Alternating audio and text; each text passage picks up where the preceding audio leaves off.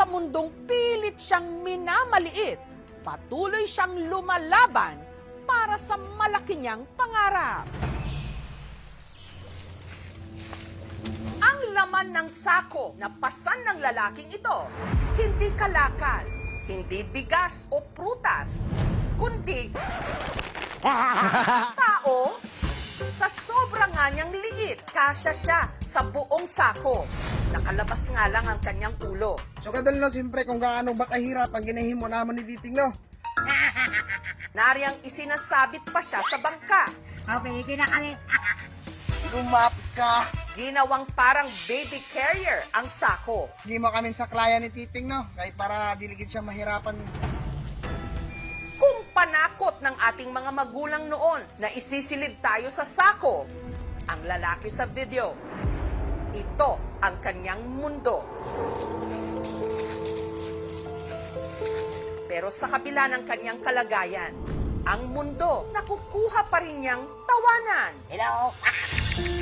Totoo nga bang kapag ika'y ngumiti, ngingiti rin sa'yo ang mundo?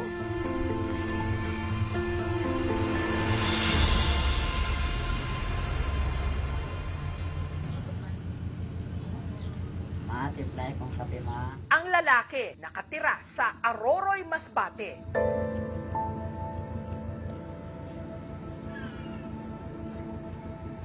Siya, si Titing, 34 anyos na siya.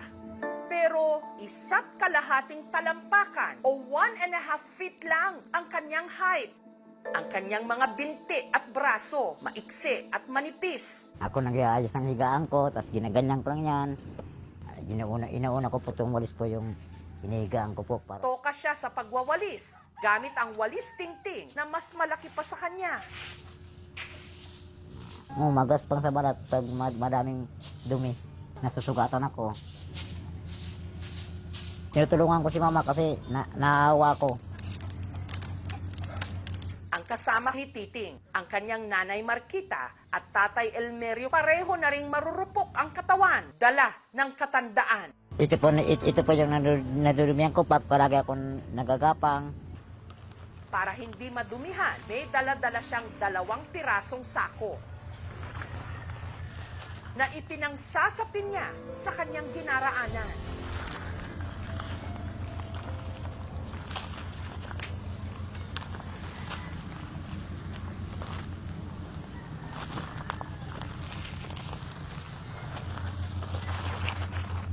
Ginalagay ko pa, binabuklat ko, tapos gapang.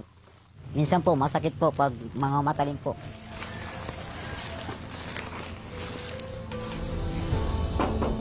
Ayaw, ate. Nandito ka na pala. Gayunman, may mga bagay raw na hindi talaga kayang gawin ni Titing na mag-isa. Mabuti na lang at nakaalalay ang kanyang ate Marilyn. Masakit na. Adoy. Magpaligo po ako, paigip po ako sa kapatid ko.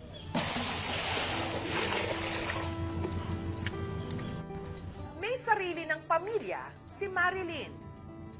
Pero dahil hindi raw niya maiwan-iwan si Titing, nagpatayo siya ng bahay sa tabi. Si ate lang po ang madalas ko pong malalapitan kasi yung dalawang kapatid, may trabaho naman. Ate! Kuhaan ako, te! Si Marilyn, maingat na binuhat ang kanyang kapatid. Ang mga buto raw kasi ni Titi, napakarupok. Pag kunti ng galaw ko po, nababali nito, tapos di ko na magagalaw. Pag napipilay siya, hindi ko siya tinitingnan. Kasi naawa ko sa kanya. Naramdaman ko yung sakit. Lalo pag, namamaga. Naawa kasi sa kapatid ko kasi bawa ang wala na sila mama.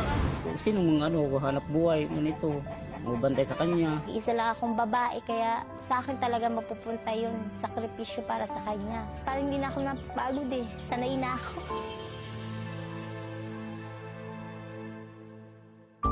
Normal naman daw noong ipinanganak si Titing, pero naaksidente siya nung siya'y magdadalawang taong gulang.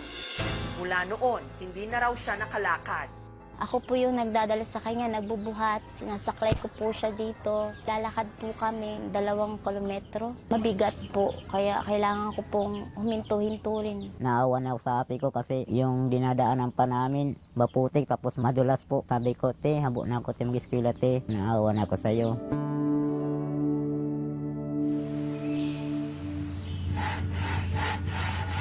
Para naman may pantusto sa kanilang pang-araw-araw, ang kanilang tatay Elmerio nagtatrabaho sa construction. Mabsin ako sa akong trabaho, wala naman kami din bakal din bugas. Maawa nga ako, sana pikor sana kung nakakala ka na po kung nangaliting mga bata po. Sinubukan daw noon ni Titing na maghanap ng trabaho. Nariyang sumama sa kapatid niyang si Antonio sa minahan. Kinaangat ko na yung plangka tapos nag-aawas na yung tubig tapos baba ko naman. Minsan po may uga kami 2-5 weekly po. Si Titing naghanap ng ibang trabaho. Kaya nakakita ko yung cellphone may nag-repair. Kung gusto ko mag-apply, sabi niya, itandid na yung buwan. At sabi ko, pwede na padagdagan ng kahit konti. Sabi niya, ganyan ka na nga, mapadagdag ka pa. Ang misconception kasi nila sa mga persons with disability, walang kakayanan, wala siyang alam, at wala siyang magagawa. Masakit. Kahit ganyan yan, mahal na mahal namin yung kapatid namin yan. Sabi ko sa sarili ko na kung maghina akong loob, yung mga pangarap ko sa mga magulang ko hindi ko matutupad.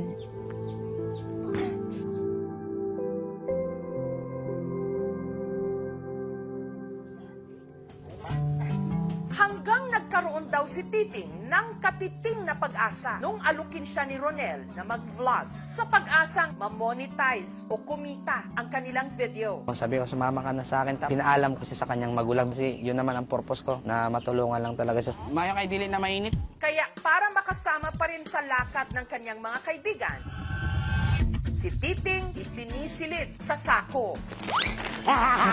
Sa kalagayan ko hindi na ako makakalap ng iba ng trabaho po kasi pinasok ko na po yung pawablog po. Hello!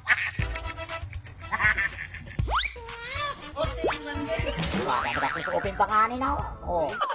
Dahil walang sariling cellphone, ang gamit ni na Titing, cellphone ni Ronel. Gusto ko mag-inspiration po ako sa mga kapansanan po na kagaya ko po na lumalaban sa buhay. Nariyang nagpalagay siya sa sako habang bumabangka sa pagpapatawa. Minsan nga, kahit may problema ko, tinatawa ko na lang. Parang nalilimutan ko yung mga problema ko pag palagi akong tumatawa. Mga 3 months lang kami na monetize. Sa $500 pa lang nandun. 4 kami doon maghahati. Sabi ko sa kanila, ano yung makuha natin? Walang lamangan doon, hati-hati tayo. Yung ginapaano ko nga sa sweldo ko, bisan nakabakal akong simnan. Gusto ko sana yung mabubong kung mapayos kasi butas-butas na. Pag umulan po, ulan mo po sa loob. Gusto ko magbablog man po ako sa bahay po na kahit ganito lang po. Natakot man po ako pag lumabas po. Pwede po na mahulog po ako. Samantala, dahil hindi pa napapatignan si Titing sa doktor, ipinakonsulta siya ng aming team. Likely na meron siyang osteogenesis imperfecta. So inborn siya, kakaroon ng multiple deformities. High risk siya magkaroon ng mga fractures. At the same time, kapag affected yung sa spine, nagkakaroon ng scoliosis. Medyo malabo nang may balik pa doon sa normal na naging physical na itsura mo nung bata ka. Yung goal natin dito is to improve the quality of life ng pasyente. Bigyan natin ng mga vitamins para sa bones, sa joints, and then ma-prevent na din po yung mga possible complications. Kung ano nang binigay sa akin ng Diyos, tinanggap ko na eh. Siyempre, dubling ingatan lang po ako. Gusto ko mabuhay na matagal kasi may gusto pa akong maabot sa pangarap. Dahil nag-uulan na, ang lokal na pamahalaan ng Aroroy, ipinaayos ang kanilang bubong. At sa pag-uwi ni Titing, may bumungad sa kanilang munting sorpresa. Meron tayong dalang sari-sari store package na pwede po ninyong maibenta habang nandito kayo sa bahay. May wheelchair po para hindi ka mahirapan. At meron din po kaming 10,000 pesos po na para po sa inyo. Maraming salamat po sa NGO po na bumigay po sa akin po. Natulong po, hindi ko supat nakalakalay na irugsan na naabot sa akong pagbablog. Sana natin nga. Sana maintindihan mo kami. Hindi ka na namin sasama sa aming vlog. Kami na magpatuloy. Tapos hindi ka nakasama kasi delikado na talaga para sa'yo. Okay lang kung anong gusto, kung ang yun ang gusto nila eh. Wala akong magagawa. Ang hindi alam ni Titing, Pero meron kaming ibibigay. Sabuting, para makita mo. Cellphone. Cellphone ka na, magsarili ka ng vlog. Vlog lang yan, thank you. Ha? What do you think? Vlog lang yun.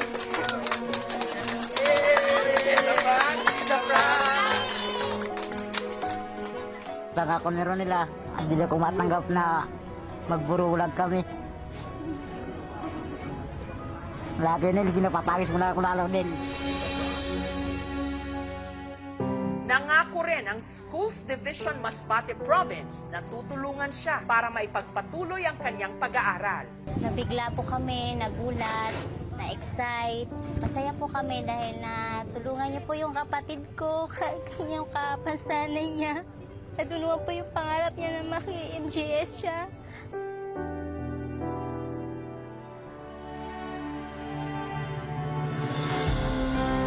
Nagbago na yung pong year namin po. Yung nagpa na po yan, format na po. Meron tayong tinatawag na Republic Act 10524. Lahat ng government offices, dapat mag-hire sila ng 1% na persons with disability sa mga opisina. So in case na matapos po niya yung computer na gusto niya, possibly mabigyan din siya ng opportunity na makapagtrabaho sa lokal na pamahalaan ng Aroroy. Ang mga taong may kapansanan ay hindi lang isang kakatawanan o kinakaawaan. Instead, makikita nila yung kakayanan. May mga kakayanan kami. Kami po ay parte rin ng pag-unlad ng ating komunidad. Kahit malit pa patas pong pangarap ko po. Sa mundong madalas limutin ang mga maliliit, naroon si Titing. Munti at mahina man ang katawan, determinado at matapang. At sa bawat sakong isinisilid siya, bitbit niya ang paalala.